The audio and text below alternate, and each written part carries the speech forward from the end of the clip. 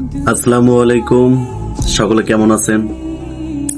আর সকলকে অগ্রিম ঈদুল আজহার শুভেচ্ছা। ঈদ মোবারক। ঈদ নিয়ে কিছু কথা। কোরবানি দেওয়ার মতো কিন্তু সবার সামর্থ্য থাকে না, যাদের আছে আর যাদের নাই এদের ভিত্তি একটা কিন্তু পার্থক্য থাকে।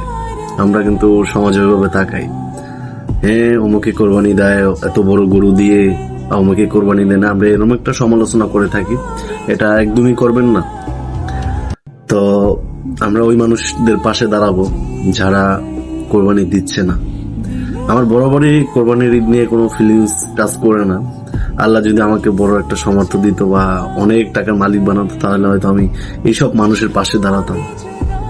আর যাদের সামর্থ্য আছে অবশ্যই নিজে থেকে যতটুকু পারেন এই মানুষগুলোর পাশে দাঁড়াবেন।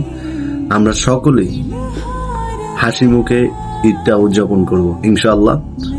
আবার যারা কোরবানি দিচ্ছে না বা কোরবানি শুধু মাংস খাওয়া না, কোরবানির উদ্দেশ্য হতে হবে একমাত্র আল্লাহর জন্য, ঠিক আছে, আল্লাহর রাস্তায়। এটা মাংস খাওয়ার উদ্দেশ্যে যদি আপনি কোরবানি করেন, আপনার কোরবানি কিন্তু হবে না। তো সকলে মিলে আমরা সুন্দরভাবে এই ঈদুল আজহা উদযাপন করব ইনশাআল্লাহ। আল্লাহ হাফেজ।